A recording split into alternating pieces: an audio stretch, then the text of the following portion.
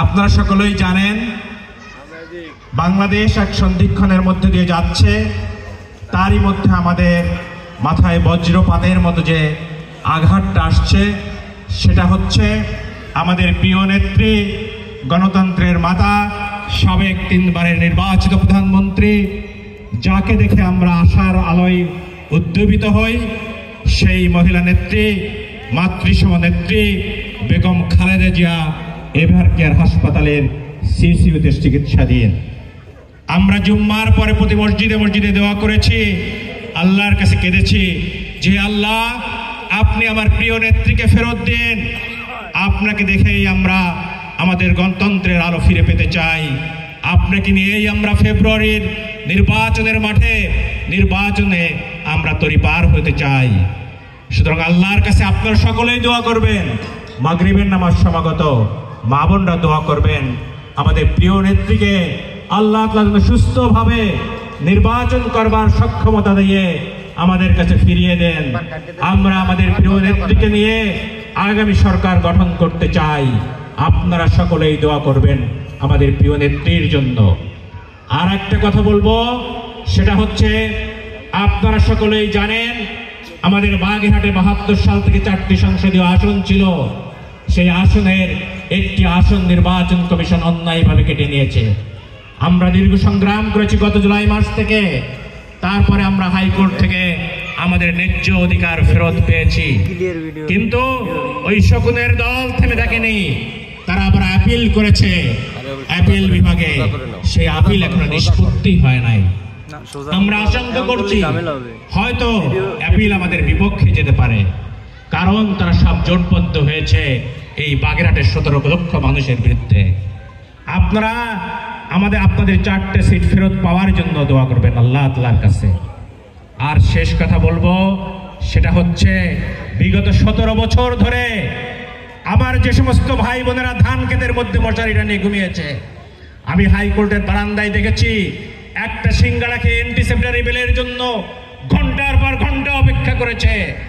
17 বছর যারা এই নেতৃবৃন্দের খবর নাই, আজকে শুনতে পাচ্ছি, সেই ধ্বনি শুনতে পাচ্ছি আমরা, বাগেরহাটের 2টি সিট নাকি যারা 17 বছর ধরে আপনার পাশে ছিল না, এই মা বোনদের পাশে ছিল না, তাদের হাতে চলে যাচ্ছে।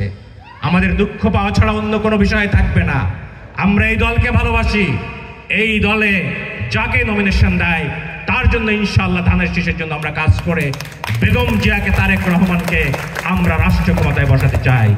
কিন্তু চোখের পানিরও মূল্য দিতে হবে। দলের কাছে বিনীতভাবে অনুরোধ করব, শুধু আপনার পাশের বাড়ির যদি এক ভদ্রলোক খুব সুন্দর হয়, টাকা পয়সার মালিক হয়, আপনি তাকে বাবা বলে ডাকতে পারবেন না।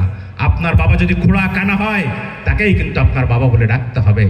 17 বছর বসে যারা আপনার দলের সাথে ছিল, এই বাগেরহাটের 3টে সিট যেন তাদেরকে তারেক রহমান উপহার দিবেন, ধানের শীষ তাদের হাতে তুলে দিবেন, এই প্রত্যাশা আমি ব্যক্ত করব সকলের কাছে।